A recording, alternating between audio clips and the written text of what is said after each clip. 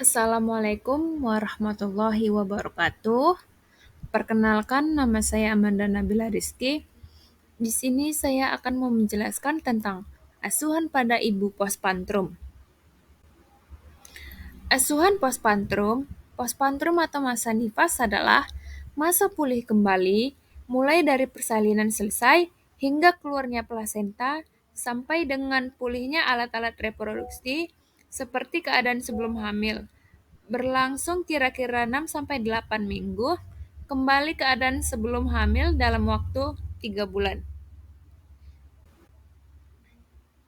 Selanjutnya tahapan masa nipas. Yang pertama itu ada puerperum dini, yang dimana kepulihan dimana ibu boleh berdiri dan jalan-jalan. Yang kedua itu puerperum intermedial, yang dimana kepulihan alat-alat genital yang lamanya 6-8 minggu. Yang ketiga itu ada remote puerperum, yang dimana waktu yang diperlukan untuk pulih dan sehat. Sehat sempurna, terutama bila selama hamil dan bersalin memiliki komplikasi. Selanjutnya ada perubahan fisiologi pospantrum. Yang pertama itu ada uterus, proses involusi yang dimana proses kembalinya uterus keadaan sebelum hamil setelah melahirkan segera setelah plasenta keluar. Selanjutnya ada involusi uterus. Yang pertama itu ada bayi lahir, yang dimana setinggi pusat berat uterus itu ada 1000 gram atau 1 kilo. Yang kedua itu setelah kala tinggi fundus uterus, yang dimana 2 jari bawah pusat berat uterus ada 750 gram. Yang ketiga itu 1 minggu, yang dimana setengah pusat simfisis berat uterus itu 500 gram atau setengah kilogram. Yang keempat ada 2 minggu, yang dimana TFU tidak teraba atau 350 gram. Yang terakhir itu ada 6 minggu, yang dimana 50 gram berat badan bayi. Selanjutnya ada lokea. Lokea, cairan sekret yang berasal dari kalsium, uterus, dan vagina selama masa nifas. Lokea mubra atau merah segar, yang dimana hari pertama dan hari kedua pospantrum. Yang kedua itu ada lokea sanguinolenta atau merah kecoklatan, yang dimana hari ketiga sampai ketujuh pospantrum.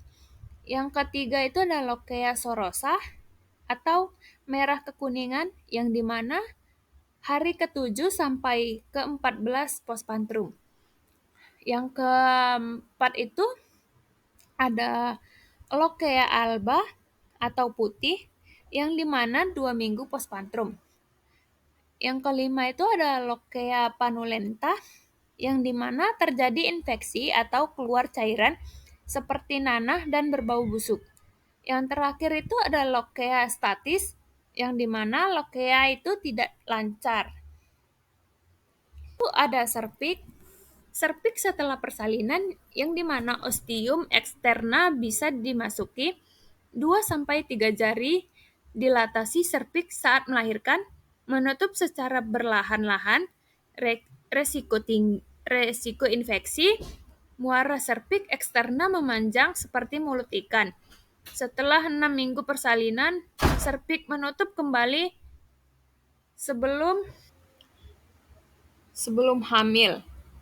Selanjutnya ada vulva dan vagina, yang dimana estrogen pasca pospantrum menurun pada minggu ketiga, vagina mengecil dan timbullah rugae atau lipatan-lipatan atau kerutan kembali. Selanjutnya dyspareunia, yang dimana eritematosa dan edematosa pada introitus episiotomi, hemoroid pada saat mengecil beberapa minggu setelah bayi lahir. Selanjutnya ada payudara. Persalinan kadar progesteron dengan peningkatan hormon prolaktin. Kolostrum sudah ada saat persalinan produksi ASI terjadi pada hari kedua atau hari ketiga setelah persalinan. Payudara menjadi besar dan keras sebagai tanda mulainya proses laktasi, nyeri pada payudara atau hari kedua dan ketiga. Pembengkakan pada payudara hari ketiga atau keempat. Selanjutnya ada sistem endokrin. Estrogen menurun 10% dalam waktu sekitar 3 jam postpartum. Selanjutnya progesteron turun pada hari ketiga postpartum. Selanjutnya placental enzim insulinase, yaitu penurunan kadar gula darah, hormon human placenta laktogen, hormon pituitary, dan hormon oksitosin. Selanjutnya ada abdomen. Dinding abdomen kembali keadaan sebelum hamil dalam waktu 3 minggu. Diastasis recti abdominis, kulit abdomen yang melebar selama masa kehamilan dapat normal kembali dalam beberapa minggu. Selanjutnya ada sistem eliminasi. Saluran kencing kembali normal dalam waktu 2 minggu sampai 8 minggu, tergantung pada keadaan atau status sebelum persalinan. Lamanya partus skala 8 dilalui, dan besarnya tekanan kepala yang menekan pada saat persalinan. Selanjutnya, diuresis pasca partum. Kandungan kemih penuh dan wanita sulit kencing sebaiknya dilakukan kateterisasi. BAB tertunda 2-3 hari. Selanjutnya ada sistem integumen. Penurunan melamin sehingga terjadi hiperpigmentasi kulit, perubahan pembuluh darah yang tampak pada kulit menghilang pada saat estrogen menurun. Selanjutnya hiperpigmentasi pada areola dan linea nigra hilang setelah melahirkan, namun ada yang menetap.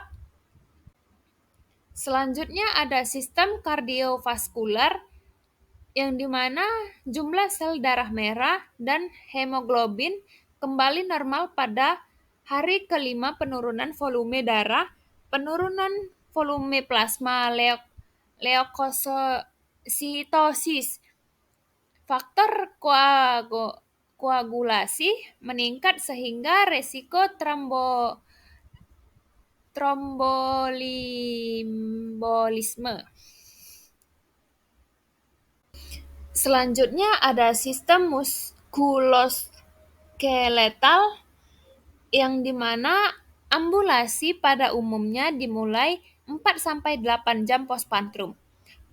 Ligamen-ligamen atau diafragma, pelvis, serta fasia yang meregang pada waktu persalinan secara bergantian menjadi ciut dan pulih kembali. Stabilisasi secara sempurna terjadi pada 6-8 minggu setelah persalinan. Selanjutnya ada perubahan fisiologis postpartum atau Reva Rubin. Yang pertama itu ada taking in atau menerima, terjadi hari ke-1 dan kedua pasca melahirkan. Ibu selalu membicarakan pengalaman melahirkan secara berulang-ulang. Fase ini merupakan periode ketergantungan. Pada saat itu, fokus perhatian ibu terutama pada dirinya sendiri. Selanjutnya yang kedua itu ada taking hold atau ketergantungan dan ketidaktergantungan. Fase ini berlangsung antara 3 sampai 10 hari. Ibu harus berkonsentrasi pada kemampuannya menerima tanggung jawab sepenuhnya terhadap perawatan si bayi. Setelah melahirkan, ibu merasakan khawatir akan ketidakmampuan dan rasa tanggung jawabnya dalam perawatan bayi tersebut. Ibu menjadi sangat sensitif dan mudah tersinggung. Selanjutnya ada letting go, fase untuk menerima tanggung jawab akan peran yang berlangsung lebih dari 10 hari setelah melahirkan dan si ibu sudah beradaptasi dengan si bayi tersebut. Sekian dari presentasi saya. Maaf jika video saya kurang sempurna, karena yang sempurna hanyalah kita yang dulu pernah bersama. Hidup sendiri tanpa kekasih. Cukup sekian dan terima kasih. Assalamualaikum warahmatullahi wabarakatuh. Maaf jika video